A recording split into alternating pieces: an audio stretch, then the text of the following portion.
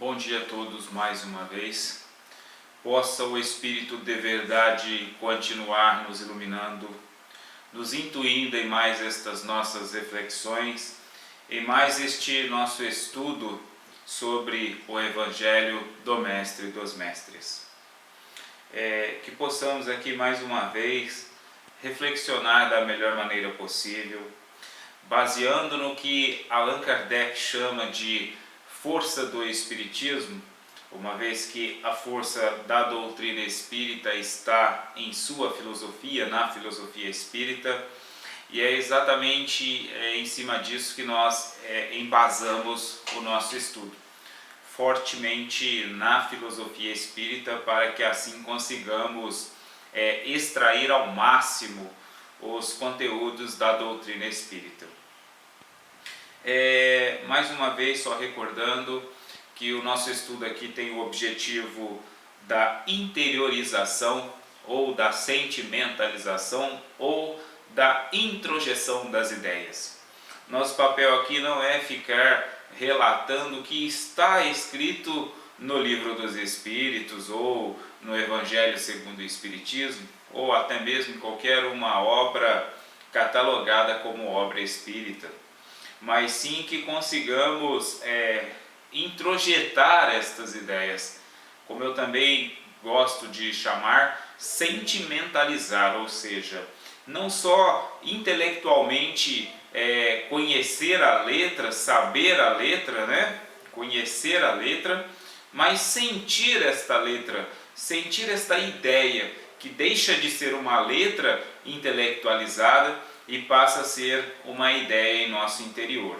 Porque é exatamente quando isto se tornar uma ideia em nosso interior, é quando teremos condições de sentir e compreender sentimentalmente falando o que está contido na doutrina dos Espíritos, e neste caso, de certo modo, nós centralizando o nosso estudo para o Evangelho segundo o Espiritismo. Eu estou falando do Evangelho, doutrina espírita, porque no final das contas, se nós aprofundarmos no Evangelho, começaremos a perceber que se trata apenas de uma boa nova, que o Evangelho, em suma, venha nos falar sobre boas novas, as novas boas notícias das quais nós, em dado momento, não temos. O Evangelho, então, vem a nos falar de coisas que transcendem o nosso comum, que transcendem o nosso habitual, que transcendem o nosso cotidiano, o nosso comportamento, diríamos, paradigmatizado. Então, é este o nosso propósito de estudo.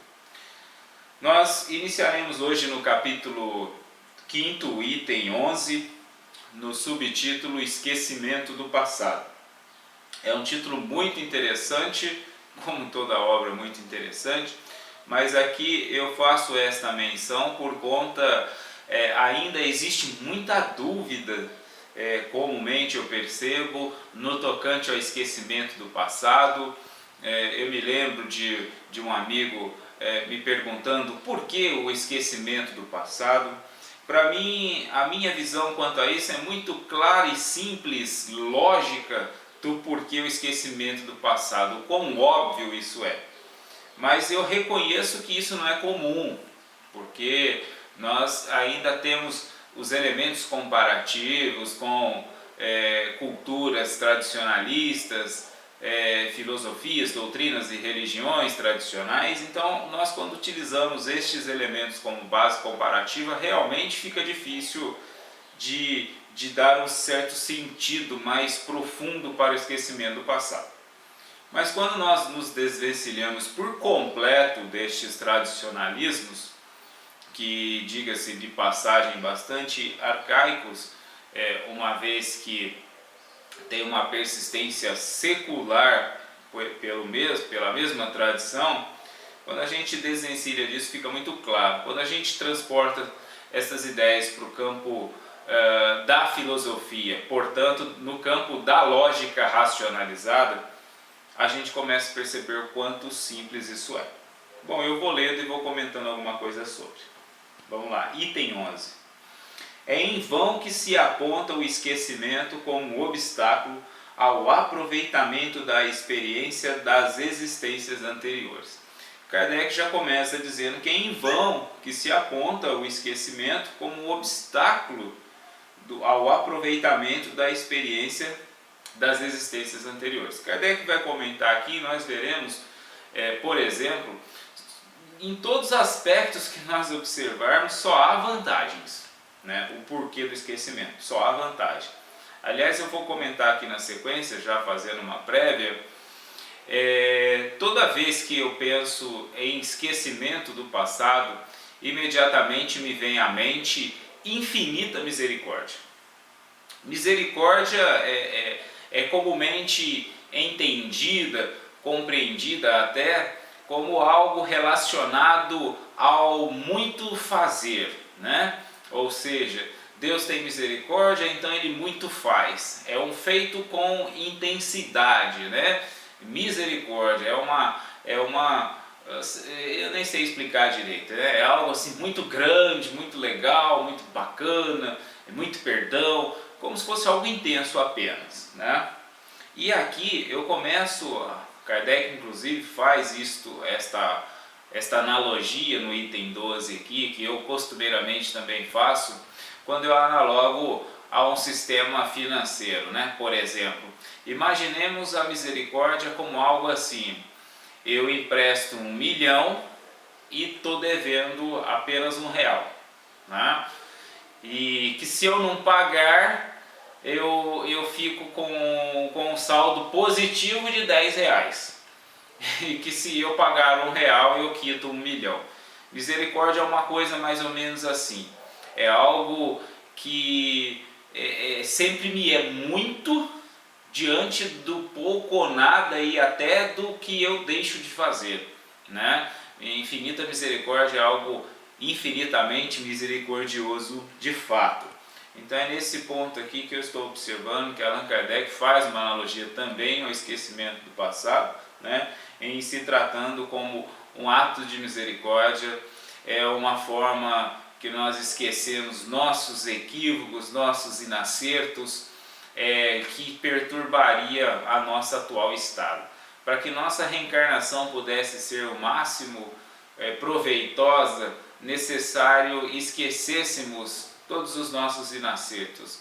Ainda que tivéssemos méritos, na somatização das encarnações, nós sempre teríamos, entre aspas, mais desméritos. Por quê? Pelo simples fato de estarmos em ascensão, ou seja, uma vez que nós estamos em ascensão espiritual, há o pressuposto de que anteriormente eu estava menos evoluído, portanto mais errante, portanto mais passível de erros por conta de minhas imperfeições maiores do que atualmente, né? Então observe o quanto seria importante mesmo nós esquecermos, recomeçarmos, porque é deixando tudo isso de lado que nós temos condições de fazer um recomeço. Continuando aqui então. Se Deus considerou conveniente lançar um véu sobre o passado, é que isso deve ser útil. Kardec faz uma dedução lógica muito simples aqui. Com efeito, a lembrança do passado traria inconvenientes muito graves. Em certos casos, poderia humilhar-nos estranhamente ou então exaltar o nosso orgulho e por isso mesmo dificultar o exercício do nosso livre-arbítrio. De qualquer maneira, traria perturbações inevitáveis às relações sociais. Kardec observa sobre vários pontos de vistas como não seria interessante lembrarmos do passado. O espírito renasce frequentemente no mesmo meio em que viveu e se encontra em relação com as mesmas pessoas a fim de reparar o mal que lhes tenha feito. Se nelas reconhecesse as mesmas que havia odiado, talvez o ódio reaparecesse. De qualquer modo, ficaria humilhado perante aquelas pessoas que tivesse ofendido. Este ponto de Kardec também é muito interessante, porque o que ele quer dizer é que se nós lembrássemos do passado, nós não teríamos condições de caminharmos juntos novamente, porque lembraríamos de perturbações, lembraríamos de algum ódio que eventualmente pudera ter ocorrido entre eu e outros indivíduos, e com isso dificultaria a nossa marcha. Kardec faz esta observação, é muito interessante, ou seja, só esquecendo os contratempos, as intrigas, o ódio do passado, que nós teríamos condições de recomeçar novamente. Isso é muito interessante, porque às vezes durante a vida consciente nós permanecemos contundentes em rivalidades, em intrigas, em ódios de fato para com alguns seres. E isso, com o extermínio do anjo da libertação, da morte, renascemos novamente, aí acabou-se as intrigas, acabou-se os ódios, porque aí nós não lembramos mais das intrigas, nós temos a impressão de que a criança quando nasce é um ser que vem zero bala, sem histórico, sem raiva, sem ódios, e muitas das vezes é aquele que eu odiei no passado, ou aquele que me odiou, e agora eu embalo em meu colo, como uma criança. E isso é o que Kardec observa aqui também.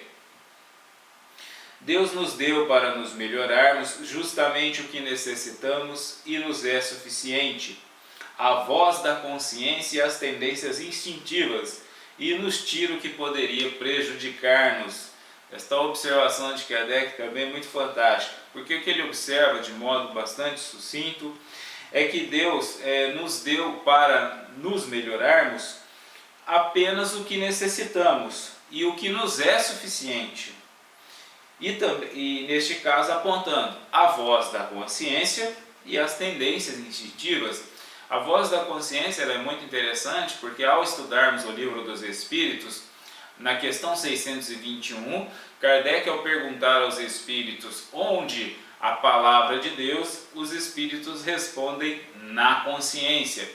É muito interessante esta resposta, porque consciência nós podemos olhar como a nossa consciência individualizada, ou seja, cada um de nós possui em si próprio a palavra de Deus, cada um de nós possui o conteúdo mais sagrado que poderia existir em qualquer parte do globo, a consciência, ou seja, os livros, os chamados livros sagrados, escrituras, não são senão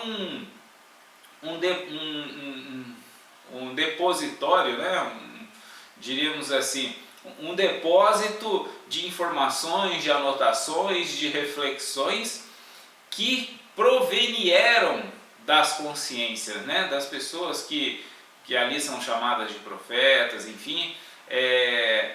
As escrituras, elas apenas contêm as reflexões, mas que antes partiram de consciências, Ou seja, então a palavra de Deus não está nos livros, não está nos templos, não está nas tradições culturais, filosóficas, doutrinárias, religiosas, e sim na consciência. Cada um de nós possui em si mesmo a própria palavra de Deus, a consciência.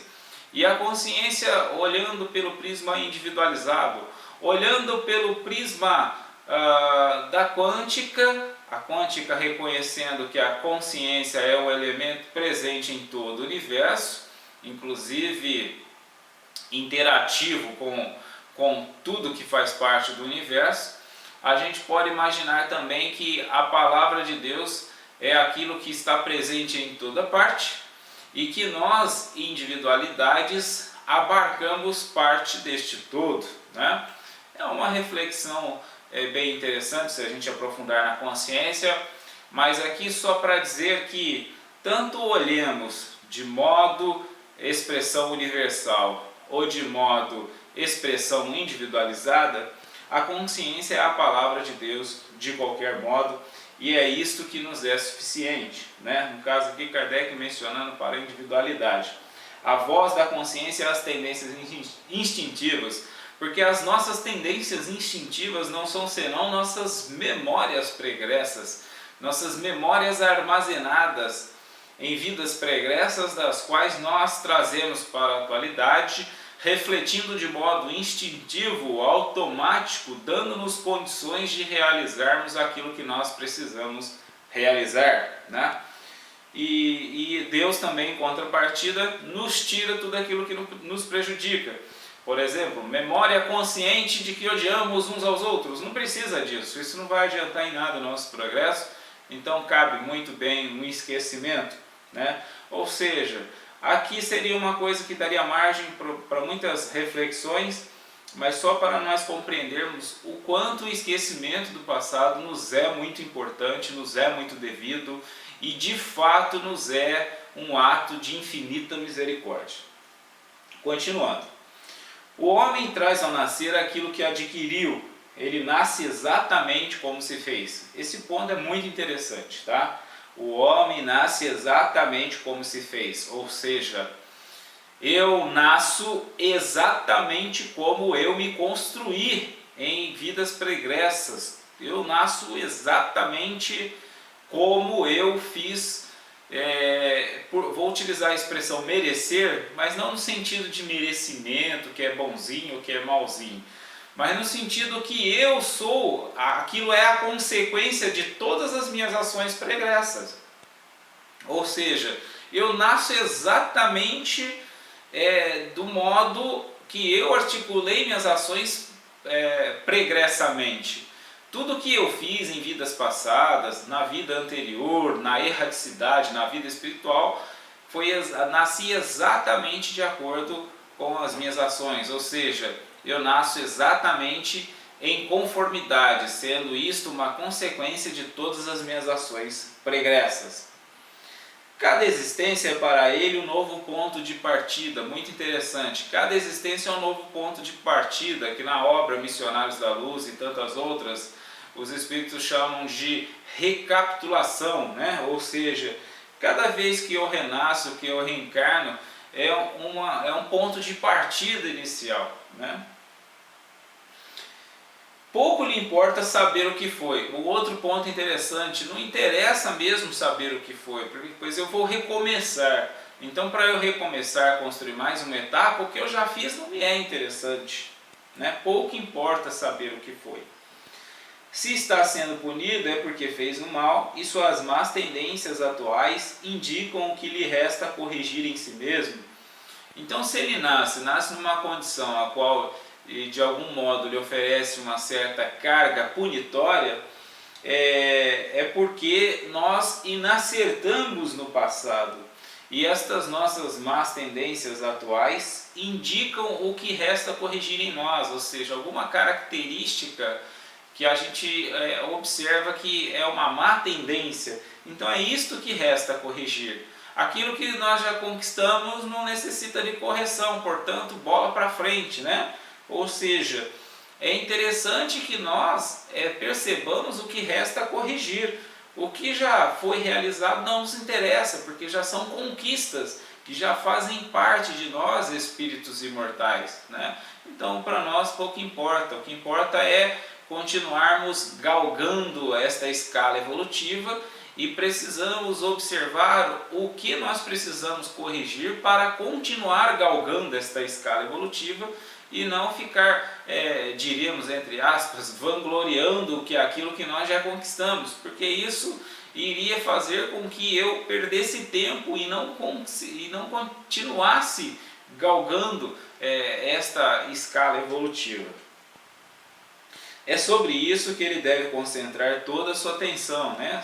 Aquilo que ele precisa corrigir. Pois daquilo que foi completamente corrigido já não restam sinais. Como eu disse, né?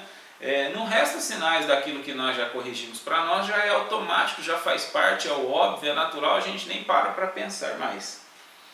As boas resoluções que tomou são a voz da consciência que o adverte do bem e do mal e lhe dá a força de resistir às más tentações, né? Então as boas resoluções que o espírito tomou é a voz da consciência, ou seja, aquilo que ele já fez de bom, já fez de correto, vamos dizer assim, né? Já o adverte do bem e do mal, ou seja, ele sabe que aquilo que ele já conquistou é o bem, e ele sabe algum erro que ele cometeu, que aquilo já é o mal, então, portanto, dali ele encontra força para resistir suas más tentações. De resto, esse esquecimento só existe durante a vida corpórea. Uma coisa muito interessante, né? Este esquecimento ele é só enquanto encarnado. Enquanto desencarnado, nós lembramos de nossa vida pregressa. Lembrando ainda, Kardec vai mencionar aqui, né, do período do sono. A gente às vezes acha, então eu vou lembrar de minha vida pregressa só quando eu desencarnar. Bom, nós desencarnamos diariamente, né, ao dormir. Claro que este desencarne é um desencarne, diríamos, parcial, não definitivo, né? Mas é um desencarne, é quando o espírito recobra tua consciência de espírito imortal e de todos os feitos que ele possui, inclusive, né? Cada caso aí é mais ou menos no seu grau, conforme a encarnação de cada um, conforme o quanto está ou não materializado, né? Enfim, não é um ponto que a gente entraria agora. Voltando à vida espiritual, o espírito recobra a lembrança do passado. Trata-se, portanto, apenas de uma interrupção momentânea, como a que temos na própria vida terrena durante o sono e que não nos impede de lembrar no outro dia o que fizemos na véspera e nos dias anteriores. Aqui Kardec fez uma analogia muito interessante, né? A gente dorme e a gente apaga, desliga, mas quando a gente acorda, a gente lembra o que a gente fez no dia anterior, nos dias anteriores, enfim. A gente tem essa interrupção da consciência, digamos assim, né? Quando a gente dorme, a gente se apaga, desliga, mas a gente não desliga definitivamente. Quando a gente acorda, a gente recobra a nossa memória, né? Então Kardec faz uma analogia, que o espírito, ao reencarnar, é como se ele entrasse num sono, né? Ele está, ao estar encarnado no planeta Terra aqui, por exemplo, ele está dormindo enquanto espírito imortal. E que mas quando ele acorda, né, quando ele desencarna, ele recobra a sua memória. É bem interessante esta analogia e ao estudarmos, nós observaremos como de fato não dá para ser de outro modo. Tudo culmina neste raciocínio, né, de que o espírito recobra sua memória. Nós aqui achamos que nós estamos muito conscientes, mas a própria psicanálise hoje, né, já há décadas, até séculos, já dizendo o quanto nós somos inconscientes, né, que aqui nós temos uma vida muito inconsciente, embora a gente às vezes julgue muito que estejamos muito conscientes, na verdade nós somos muito inconscientes, né? E que nesta nossa inconsciência a gente julga estar muito consciente, julga estar muito, que tudo isso é muito real, que esta vida é muito real. A gente julga que a vida que nós temos de encarnados é uma vida muito real, né? Mas que na verdade ela é efêmera, transitória, passageira. Como nós observamos também, se nós tivermos um pouco mais de atenção, veremos que raramente alguém está passando os 100 anos, né? Ou seja, é uma vida transitória, e o espírito então ele tem esta percepção, né? Ou seja, enquanto a gente está aqui acordado, é o espírito, nós em espíritos estamos sonhando, vamos dizer assim. É como se nossa vida de encarnados fosse um sonho, fosse um sonho do espírito imortal, que de repente ele em dado momento ele acordará, né? Ou seja, com o nosso desencarne. E aqui lembrando que todo dia ele tem esse breve desencarne, que é o momento do sono do corpo físico, né? O espírito recobra a sua consciência também. Da mesma maneira, não é somente após a morte que o espírito recobra a lembrança do passado. Pode dizer-se que ele nunca perde, pois a experiência prova que, encarnado durante o sono do corpo, ele goza de certa liberdade e tem consciência de seus atos anteriores, que eu acabei de dizer aqui, né? Durante o sono, o espírito recobra a tua consciência e tem consciência de suas vidas anteriores. Então ele sabe porque sofre e que sofre justamente. A lembrança só se apaga durante a vida exterior de relação, né, enquanto acordados e encarnados. A falta de uma lembrança precisa, que poderia ser penosa e prejudicial às suas relações sociais, permite-lhe exaurir novas forças nesses momentos de emancipação da alma, se ele souber aproveitá-las. Aqui tem uma informação bem interessante, né? Que a falta de uma lembrança precisa de nossas vidas anteriores, quando nós estamos encarnados, isso nos dá muitas forças para que a gente consiga viver, porque aí nós diríamos assim, nós não lamentaríamos de equívocos eventuais, né? E ao mesmo tempo este momento de emancipação da alma, que ela recobra a sua vida anterior, ela também traz elementos que diz, não, eu preciso aproveitar a minha encarnação, olha a minha vida anterior, o que eu fiz, o quanto a infinita misericórdia do infinito saber, do infinito amor tem propiciado a mim, então eu devo investir mais na própria vida a qual me encontro. E isso tudo se dá para nós enquanto encarnados de modo inconsciente. Mas nós muitas vezes, por que normalmente a gente dorme, quando a gente acorda diríamos assim, renovado, né? Às vezes a gente tem um dia ruim, dorme e acorda renovado, como se dormir fosse um lavar da alma, né? Um lavar do espírito, um renovar do espírito, porque de fato é isso que acontece. Esse nosso apagar faz com que, né, esse nosso dormir faz com que renovemos as nossas forças, que auramos novas forças para enfrentar aquilo que nós às vezes chamamos de desafios, né?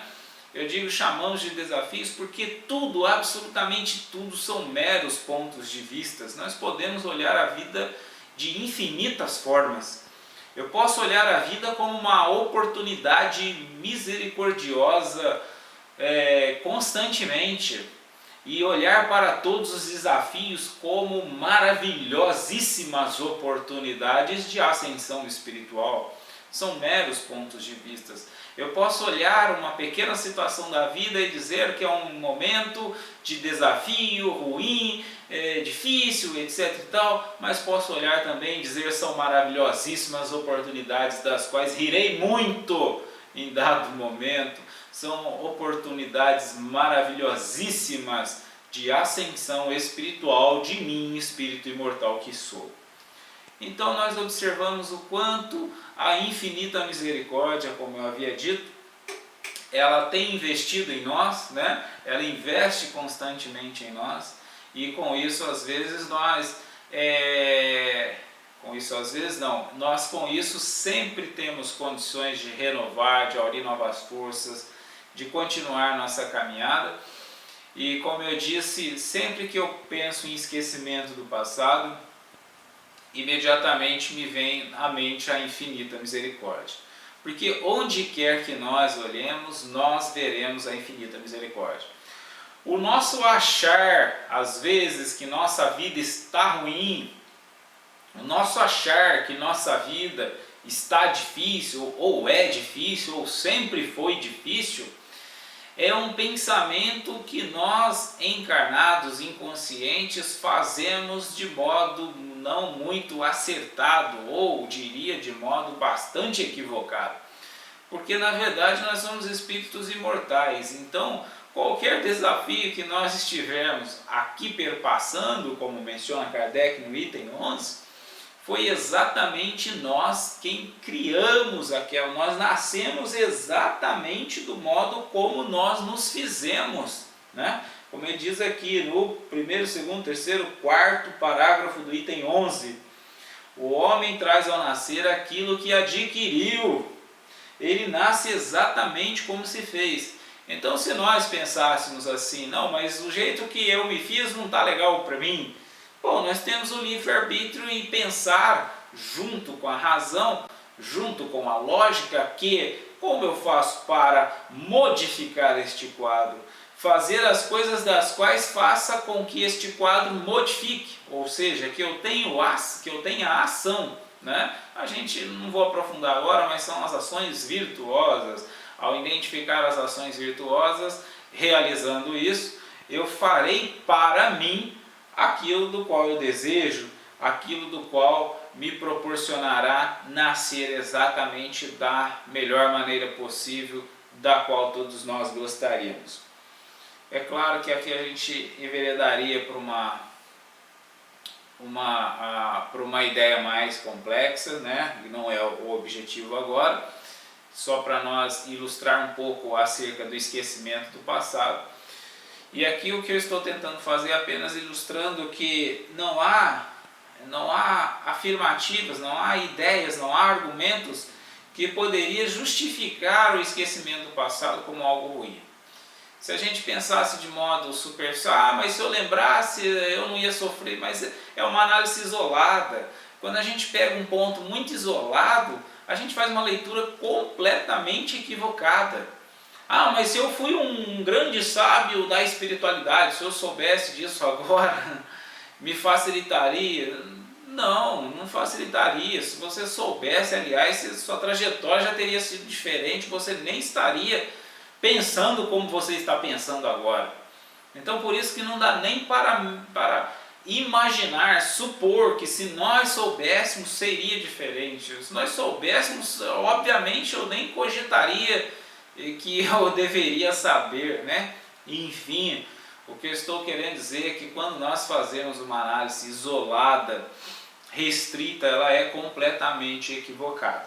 Mas se nós fizermos análises mais ampliadas, mais desenvolvidas, mais sistematizadas, nós veremos que o esquecimento do passado, como eu disse inicialmente, é uma das provas do ato da misericórdia infinita de Deus para conosco.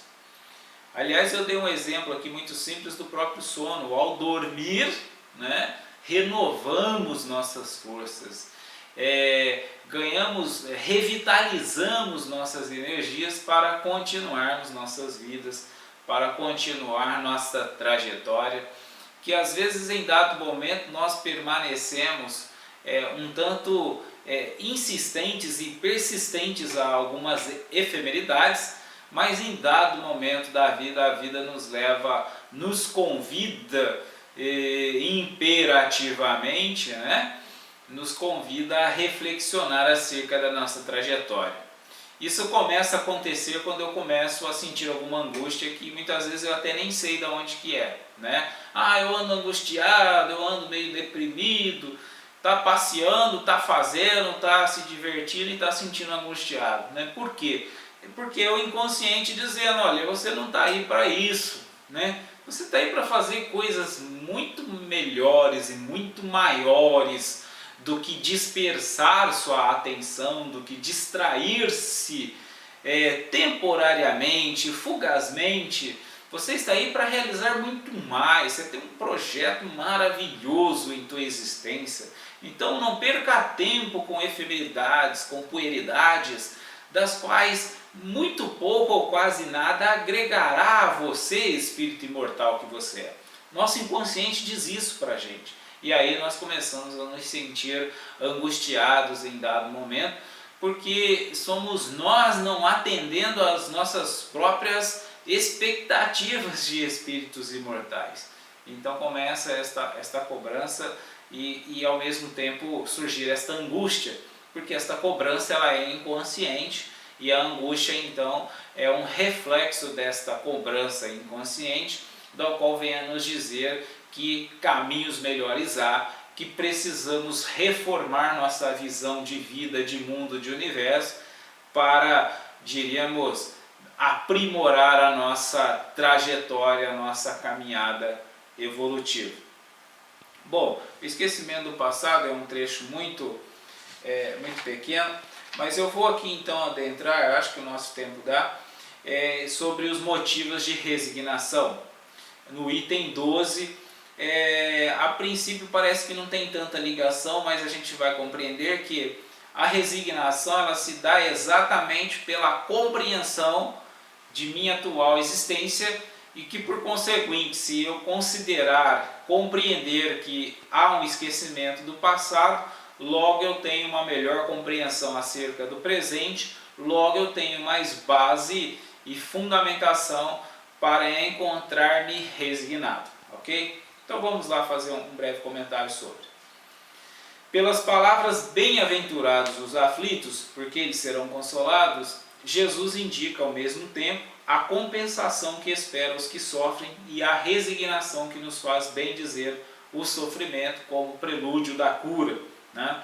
O que Kardec está dizendo aqui, felizes, né, os aflitos, não no sentido de que flagelo é algo positivo, mas no sentido que a infinita misericórdia já nos proporcionou o que de melhor nós poderíamos ter, e que se nós compreendermos isso, né, nós seremos compensados, ou seja, nós seremos mais felizes posteriormente, mas que se nós não nos resignarmos, nós nos revoltarmos, nos debater, nos rebelar, nós acabaríamos sofrendo mais, né? E com isto então nós não seríamos compensados, ou seja, porque na verdade quando a gente se revolta, a gente já está criando uma trajetória de um futuro menos feliz. Estas palavras também podem ser traduzidas: deveis considerar-vos felizes por sofrer, porque as vossas dores neste mundo são as dívidas de vossas faltas passadas, e essas dores, suportadas pacientemente na terra, vos poupam séculos de sofrimento na vida futura, que eu acabei de comentar, né? Deveis, portanto, estar felizes por Deus ter reduzido vossas dívidas, permitindo-vos quitá-las no presente, o que vos assegura tranquilidade para o futuro. É aquilo que eu falei inicialmente acerca da analogia que eu sempre faço com uma questão financeira, né? É o que Kardec vai dizer aqui, né? Imaginemos que nós temos um credor, né, o qual nós emprestamos um valor, né, e nós emprestamos 1 milhão. A hora que eu quiser pagar R$1, morre minha dívida. É o que Kardec diz aqui na sequência, né? E ao mesmo tempo, só que assim, se eu pagar R$1, eu quito minha dívida. Mas se eu ficar pegando 1 milhão toda hora, a cada 1 milhão que eu pego, eu estou devendo mais R$1. Ou seja, por mais que ele seja este credor infinitamente misericordioso, cada vez que eu empresto 1 milhão, é R$1 a mais que eu estou devendo, né? Ou seja, ele é infinita misericórdia, mas ele não é infinitamente mimador, ele não é infinitamente mal educador, ele é o divino pedagogo, o divino educador. Ou seja, cada vez que eu emprestar 1 milhão, de fato R$1 eu tenho que pagar. Não tem, mas o que é o perdão? Não é um assunto agora, tá? Aliás, o perdão já é os R$999 que ele já deu para nós de crédito, né? 999.999 reais já é o que ele deu de perdão, já perdoou toda essa parte da dívida. Mais R$1 eu tenho que pagar, né? E é isso que Kardec observa aqui, por isso então infinita misericórdia. Ao entrar no mundo dos espíritos, o homem é semelhante ao trabalhador que comparece no dia de pagamento. A uns dirá o patrão: eis a paga do teu dia de trabalho. A outros, aos felizes da terra, aos que viveram na ociosidade, que puseram a sua felicidade na satisfação do amor próprio e dos prazeres mundanos, dirá: nada tendes a receber, porque já recebestes o vosso salário na terra, ide e recomeçai a vossa tarefa. O que Kardec está dizendo aqui é que aquele que vive com resignação, né, ao deparar-se com o tribunal da própria consciência, é como se fosse dito para o espírito, né? Está aqui o teu salário pela tua vida resignada, né? E aquele que, em contrapartida, não teve resignação e viveu uma vida de ociosidade, satisfazendo o amor próprio e aos prazeres mundanos, não tem o que receber, porque ele já recebeu, né? É uma ideia muito simples que a gente vê em vários pontos do Evangelho. E então ele vai ter que recomeçar a tarefa, ou seja, ele vai reencarnar mais uma vez e vai ter que recomeçar, né? Porque o trabalho dele, diríamos, não foi muito útil, porque ele pegou o dia de trabalho dele e ficou brincando durante o trabalho, mais ou menos assim, né? Então ficou durante o trabalho, não fez o trabalho que precisava fazer, ficou brincando durante o trabalho, não fazendo o trabalho, terá que voltar para refazer. Isto é a nossa encarnação. Nós nascemos para trabalhar, para evoluir, para aprimorarmos enquanto espíritos imortais que somos. Se nós nascemos, chegamos aqui e ficamos em turismo, né?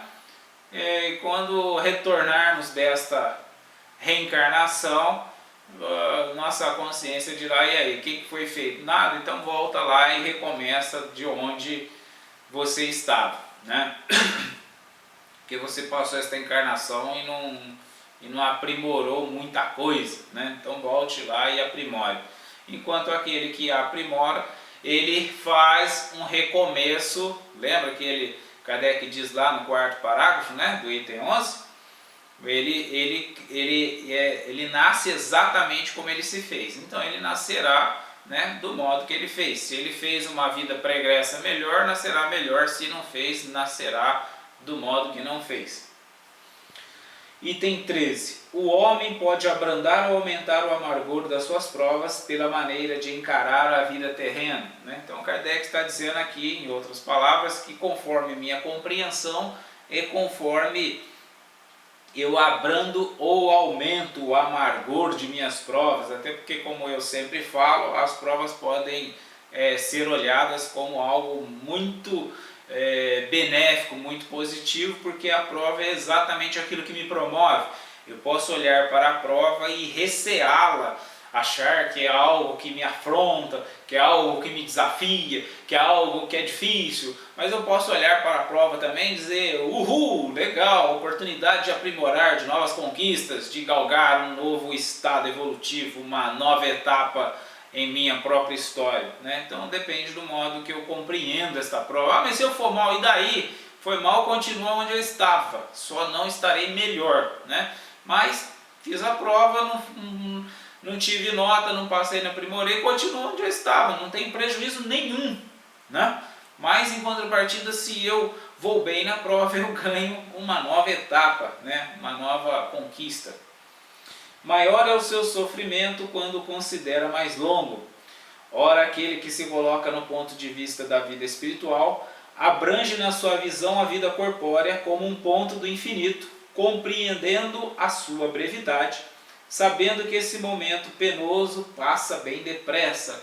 Kardec observa que aquele que olha para a vida e olha a si próprio como um espírito imortal, ele compreende que a vida corpórea é um pontinho no infinito, é muito rápido, né? É muito breve diante da vida do espírito imortal que somos. É um pequeno ponto, né? Aqui é uma estaçãozinha onde eu paro por um segundo. Então qualquer penosidade aqui a gente olha e fala: é um segundo, né? Não passará. Se eu sofrer a vida inteira, é um segundo que eu sofrerei. Então isso para mim não significa nada diante dos bilênios, tanto faz, mas da imortalidade de nós espíritos imortais. Então isso para nós se torna muito, diríamos, muito sem maiores considerações. A certeza de um futuro próximo e mais feliz o sustenta e encoraja. Do mesmo modo que a gente percebe que a vida corpórea é um segundo, e qualquer sofrimento aqui então passaria bem depressa, durando no máximo um segundo, isto ao mesmo tempo faz com que nós tenhamos a certeza de um futuro próximo e mais feliz. E isso nos sustenta e nos encoraja, porque eu olho para este segundo e falo: por mais que eu sofra este segundo, ainda é um segundo para me melhorar enquanto ser infinito que sou. Então isso sustenta e encoraja para que eu enfrente quaisquer desafios na vida terrena sem titubear, sem bravejar. A certeza, tá aqui. E em vez de lamentar-se, ele agradece ao céu as dores que o fazem avançar. Então, em vez de ficar se lamentando perante este segundo, perante a dificuldade, perante as dores, né? Ele agradece as dores porque ele percebe que foi exatamente as dores que ele teve que fez com que ele percebesse a realidade de espírito imortal que ele é. Foi exatamente as dores que o tirou da ociosidade, das ilusões da vida mundana, que faria com que ele tivesse um tempo perdido em sua existência, né? Então ele olha para tudo isso e fala: bendita seja a dor, né? Como diz o Espírito Amigo aqui no Evangelho, né? Bendizei a Deus Todo-Poderoso que envia a dor aos seus eleitos. Continuando aqui então. Para aquele que, ao contrário, só vê a vida corpórea, esta parece interminável e a dor pesa sobre ele com todo o seu peso. Então, aquele que só enxerga a vida corpórea como única vida real, única existência, a dor parece interminável e esta dor pesa sobre este indivíduo com todo o seu peso. O resultado da maneira espiritual de encarar a vida é a diminuição de importância das coisas mundanas, a moderação dos desejos humanos, fazendo o homem contentar-se com a sua posição, sem invejar as dos outros e sentir menos os seus reveses e decepções. Ele adquire assim uma calma e uma resignação tão úteis à saúde do corpo como à da alma, enquanto com a inveja, o ciúme e a ambição entrega-se voluntariamente à tortura, aumentando as misérias e as angústias de sua curta existência. Estas últimas 6 linhas aqui do item 13 do capítulo 5 é muito interessante, porque nós observaremos que todas as nossas mazelas, dificuldades, dores se resume neste ato, neste comportamento que nós assumimos e que se dá de modo bastante inconsciente. As angústias, né, as mazelas, as dores que nós enfrentamos morais, via de regra, são decorrências de nossa inveja, de nosso ciúme, de nossa ambição, né? Por que a gente fica angustiado? Porque a gente acha que está numa vida que o outro está melhor do que eu não tenho a vida melhor que o outro tem. Então, por conta dessa inveja, né, dessa ambição de querer ter aquilo que eu não consigo ter, enfim, a gente vai se angustiando porque a gente tem a ilusão de achar que outros estão melhores do que nós, né? Uma outra coisa também muito interessante, né? Por que a gente se decepciona? Porque a gente cria expectativa em cima do outro. Como que a gente vai criar expectativa em cima de seres conscientes que malemar estão sabendo conduzir suas próprias vidas? Eu vou criar expectativa que ele me faça feliz? Então eu vou ser infeliz, logicamente, né? Então, ou seja, quando a gente olha pelo ângulo de uma vida espiritual, a gente parcializa com certa moderação cada coisa. Você não cria expectativas nos outros, você não cria, ou seja, logo você não se decepciona, você não cria expectativa em seres falíveis, logo você não se decepciona, né?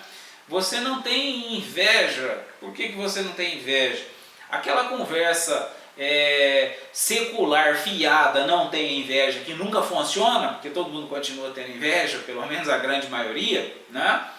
Pelo menos a grande maioria de nós continuamos tendo inveja, né? Não inveja, todo mundo critica a inveja, mas ninguém fala eu sou invejoso, né? Como diz meu amigo Maquiavel, né? A inveja é tão vergonhosa que ninguém ousa dizer que a tem, né? Só tem o invejado, o invejoso não aparece nunca, né? Mas tudo bem, vamos lá. O que eu estou querendo dizer é que a inveja é um ato inconsciente de que nós não percebemos que tudo é transitório. Não interessa a condição, posição, situação que o outro esteja. Tudo efemeridade, né? Nada é real, né? Aqui neste mundo de encarnados, tudo é transitório. Então, se eu olho de modo isolado alguma situação, alguma posição, eu posso invejar, mas é uma ilusão. E isso nem é muito difícil de compreender, na verdade é muito fácil de compreender, né? Se fosse tão bom determinadas posições, condições, não haveria infelizes nela. E aí, se a gente for dar uma pesquisada no índice de suicídio, por exemplo, a gente vê que a maioria dos suicidas são aqueles que possuem melhores condições de vida socioeconômica, aqueles que possuem mais saúde do corpo, quer dizer, né? Então é meio que ilógico eu invejar algo que parece que, ao analisar de modo contextualizado, parece que não é algo que nós de fato desejamos, né? Que é aquilo que nos angustia, porque essa efemeridade ela é temporária, ela é algo que o próprio ser inconscientemente sabe que aquilo não é legal. Ele se diverte, se distrai, entorpece em dado momento, aparentemente está feliz, mas tudo são meras ilusões, porque ele, espírito imortal, sabe que aquilo tem um término, que aquilo é muito breve e que o que ele realmente quer é algo que seja eterno, é algo que seja imortalizado contigo. E o que pode ser imortalizado com a gente são as nossas virtudes, as nossas conquistas de espíritos imortais e não nossas conquistas transitórias.